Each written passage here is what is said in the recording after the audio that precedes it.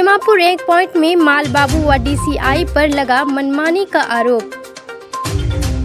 इन दिनों सीमापुर एक पॉइंट में स्थानीय लोडर की मनमानी चरम सीमा पर है। रेलवे को अपनी जागीर समझकर मनमानी ढंग से बिना रैक बुकिंग के ही माल गोदाम में मक्के को लादा जा रहा है। साथ ही साथ सीमापुर के माल बाबू और सीनियर डीसीआई के द्वारा मिली भगत कर रेलवे को लाखों का नुकसान कराया जा रहा है। प्रीमियम इंडेन जो इंडेट से ज़्यादा भाड़ा देती है उसको रद्द कर दिया जाता है। वहीं स्थानीय रैक लोडर से मिलकर बिना रैक के ही रैक पॉइंट में अनाधिकृत रूप से मक्का जमा करवाकर नुकसान पहुंचाया जाता है। वहीं अनाधिकृत रूप से रैक पॉइंट में मक्का जमा कर ब्लॉक कर देने से बाहरी कंपनी को रैक लोडिंग में परेशानी हो रही है। बाहरी रैक लोडिंग का रैक नहीं लगने से किसानों के मक्के का भाव में भी गिरावट आ रही है। गौरतलब है कि सीमापुर में हरियाणा की कंपनी रिद्धि सिद्धि व ब्लू क्रॉप के द्वारा मक्का लोड करने के लिए रेलवे से रैक बुक कराई गई थी। वहीं स्थानीय रैक लोडर द्वारा भी रैक बुक कराया जाता है। बताते चले सीमापुर कटिहार में मक्का की सबसे बड़ी मंडी है।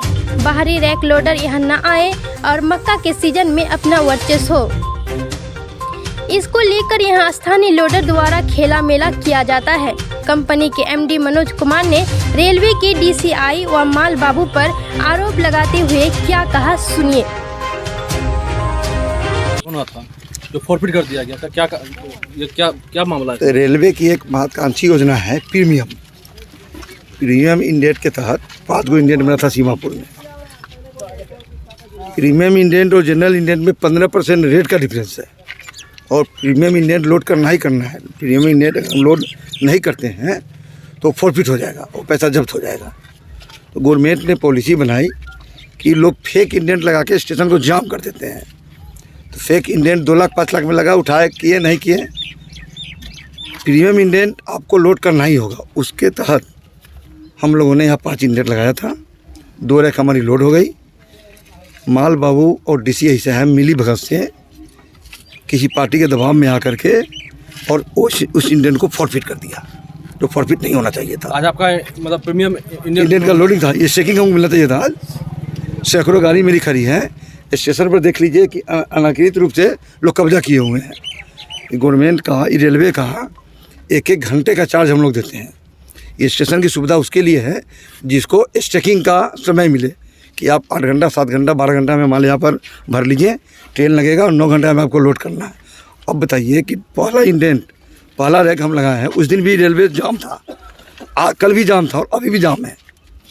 और माफियाओं के द्वारा समझिए सीमापुर स्टेशन पे दखल कब्जा चल रहा है बहुत सालों से। इसमें रेलवे को देखना है, हमको तो लोड करने के लिए करोड़ का माल खड़ा है। मेरे आने से सीमापुर में जितने भी किसान हैं अगल बगल के ज़िले का, उनको उचित रेट मिल रहा है, क्योंकि हम लोग डायरेक्ट इसको खपत करते हैं। अपने लोग का ट्रेडिंग नहीं है, कंज्यूम करते हैं। अपनी फैक्ट्री है blue craft agro private limited, Riddhi Siddhi, और डायरेक्ट स्टार्ट कंपनियां हैं और माल यहाँ चले जाती हैं। उसके कारण किसान को ऊंचा रेट मिलता है। क्या रेट में लेती है कंपनी में? आज गुलाब बाग का रेट है 2200 रुपया और यहाँ पर 2120, 25, 30 में लोग जो माफिया लोग हैं, जो धांधली करके स्टेशन पर कब्जा जमाए हुए हैं, वो लोग से किसान को मतलब हत्या हो रहा है। किसान को भी सही रेट नहीं मिल रहा है। हम लोग आए तो 2200 रेट हो गया। अब उन लोग को तो परेशानी हो रही है। हम लोग तो प्रीमियम इंडेंट के तहत है, प्रीमियम इंडेंट में लोड करना ही करना है। तो रद्द नहीं कर सकती है? रद्द नहीं कर सकती है। हम रद्द करेंगे हम तो फॉरफिट हो जाएगा।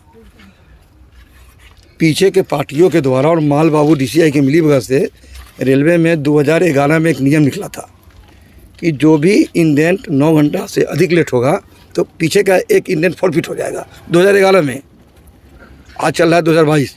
उस समय प्रीमियम आया भी नहीं था। एक साजिश के तहत परेशान किया जा रहा है कंपनी को। मल्टीनेशनल कंपनी है, उसके आने से लोगों को समझ में आया कि बिहार में मक्का का भी कीमत है। एक कंपनी रिद्धि सिद्धि के आने के पहले मक्का का पेमेंट अब लोकल घूम के पूछ लीजिए, आज लोड कीजिए, अब 15 दिन के बाद लेने आइएगा, रेक पहुँचेगा, पैसा आएगा, आधा आज लीजिए, कुछ बाद में लीजिए, कुछ अगले साल लीजिए। रिद्धि सिद्धि कंपनी आने के बाद मक्का का कीमत किसानों को समझ में आया, कैसे पेमेंट मिलता है। आज लोड हुआ, 4 दिन के अंदर आना पे भुगतानी हिसाब करके। हमारी कंपनी ने बिहार को सिखाया है। कि मक्का का पेमेंट इस तरह होगा। कंपनी 4 दिन में पेमेंट कर देती है। 4 दिन में, वो भी आना पाई। इसके पहले जो लोग काम करते थे 2 लाख का मक्का गिलाइए, 50 ले जाइए, 40 ले जाइए, अगले साल आइएगा, ई कटिंग हो गया। यानी कि जो मल्टीनेशनल कंपनी है बिहार में, अच्छे सरकार, अच्छे गवर्नमेंट आने के बाद, नीतीश जी के आने के बाद और भाजपा के राज में मोदी जी ने जो एगो ड्रीम प्रोजेक्ट निकाला प्रीमियम, उस प्रीमियम से अरबों रुपया का बेनिफिट है रेलवे को। इससे क्या हुआ कि पूरे भारत से माफिया खत्म हो रहे हैं। जैसे आपका फॉरफिट कर दिया गया तो क्या आपको कंपनी रेलवे पैसा देगी फॉरफिट का? ये तो हम लोग आरजू रखा है ऊपर में, नीचे के तो सारे लोग बिके हुए हैं। DCI, माल बाबू, जितने भी नीचे स्टेशन स्तर के लोग हैं वो बिके हुए हैं। ऊपर के सारे लोग अच्छे ऑप्शन हैं, वो लोग निर्णय ले रहे हैं। मेरा तो करोड़ों का माल खड़ा है। इसकी शिकायत आपने सीनियर DCM से की? हाँ, सीनियर DCM से शिकायत की है, उनसे बात हो रही है। DRM के पास ही मैसेज पहुँचा है, CFTM के पास ही मैसेज पहुँचा है, COM के पास ही मैसेज पहुँचा है। अब घंटा 2 घंटा में देखिए क्या निर्णय आता है। हम लोग तो इंतजार कर रहे हैं क्या निर्णय आ रहा है। ये आपका नाम? जी, मनोज कुमार, आप क्या सुविधा एग्री प्रो प्राइवेट लिमिटेड के MD हैं हम। ये जो है अंधकार में रख करके 2 इंडियन, एक इंडियन का कीमत है 11 लाख समथिंग, और वही लगाएगा जिसको लोड करना हो। फेक इंडियन नहीं होता है प्रीमियम।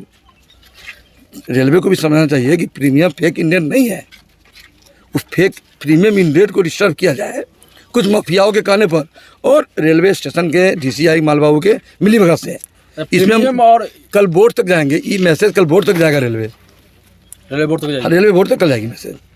मेरा काम बिहार में नहीं है, मेरा काम MP में है, कर्नाटक में है, आंध्रा में है। साल का 600 रैक हमको चाहिए, 600 रैक। उस कंपनी को यह डिस्टर्ब किया जा रहा है रेलवे की मिलीभगत से और कुछ माफियाओं के द्वारा। तो हम लोग तो डरने वाले हैं नहीं। सर्कुलर है, जैसे आपको फ्री टाइम जो है ना लोडिंग के लिए 9 घंटे का मिलता है। जैसे आप फ्री टाइम के दुगुना टाइम से कुछ ज़्यादा लीजिएगा, उसका आगे का जो इंडेंट है एक फॉरफिट कर दिया जाएगा। फिर जैसे आप उससे 9 घंटा अधिक लीजिएगा, फिर आपका एक इंडेंट फॉरफिट किया जाएगा। यही नियम है बोर्ड का। और वो जो रेलवे बोर्ड का सर्कुलर है डेट 28/3/2011 का, और सर्कुलर नंबर है 12/2011। ये प्रीमियम में भी होता है क्या? नियम ये कहीं जिक्र नहीं है कि ये प्रीमियम में, क्योंकि स्टेशन कंजस्टेड है। इंडेंट हो या प्रीमियम इंडेंट हो, स्टेशन पे लागू होता है। क्योंकि ये कंजस्टेड गुड्स के अंतर्गत आता है, इसलिए नियम सब में बराबर है। आपने जो ये फोरफिट जो किया इंडेंट को, किस बेस पे किया है? ये बस हम सर्कुलर के आधार पे किए। सर्कुलर के आधार पे 22 के आधार पर, हाँ, सर्कुलर 22/2011 के आधार पर, 12/2011। उस समय 2011 का मतलब 2011 में जब प्रीमियम आया ही नहीं था, तो उस सर्कुलर के आधार पर आप कैसे कर दिए? दूसरा उसका कोई रूल तो अभी तक आया नहीं है। ये अपने वरिष्ठ पदाधिकारी से आप इसकी पूर्ण जानकारी लिए कि नहीं लिए? कहीं ये लिखा नहीं है कि आप प्रीमियम इंडेंट है इसको फॉरफिट नहीं कर सकते हैं। अगर हम फॉरफिट नहीं करेंगे तो ये मेरे तो ऊपर आएगा। स्टेशन पे जो माल पहले से डंपिंग किया गया उसका हुआ माल है, फिर चार्ज तो है होता ना, है। वो जो है वो किसके आदेश से किया गया हुआ है? पहले से जो वो जब रेक लोड रखा हो हुआ जाता है है माल? तो उस पार्टी को माल हटाने के लिए अगर बच गया, उसको 30 घंटे का समय मिलता है जी। अगर वो 30 घंटे के अंदर नहीं हटाया तो उस पे वारफेज चार्ज चलता है 75 रुपया घंटा पर बैगन। हाँ, वो चार्ज चल रही है उसकी। तो है ना, उसमें 2011 का नियम लागू नहीं होता है क्या? नहीं, उसमें 2011 का नियम नहीं। मतलब सब फोरफिट इसके लिए करने अलग-अलग के लिए सर्कुलर है। एक सेकंड, फोरफिट करने के लिए 2011 का नियम लागू होता है, और जो डंपिंग हुआ हुआ है उसके लिए 2011 का नियम क्यों नहीं लागू होगा? वो तो आप रेलवे से पूछिए, मतलब ये हमारे अधिकारी से पूछिए। तो फॉरफिट किए जिसका सूचना दिए, हमरा तो माल लगा हुआ है गाड़ी। फॉरफिट आप 6 बजे कल किए हैं, आपको मालूम सूचना हमको नहीं मिला। मेरा गाड़ी 9 घंटा से अधिक हो गया, हम फॉरफिट कर देंगे। तो सूचना दीजिएगा ना। नहीं, किसी बिना सूचना के हम कर सकते हैं। मेरा अधिकार है, हाँ, मेरा सूचना रद्द कर सकते हैं, आपको फॉरवर्ड कर सकते हैं। हाँ।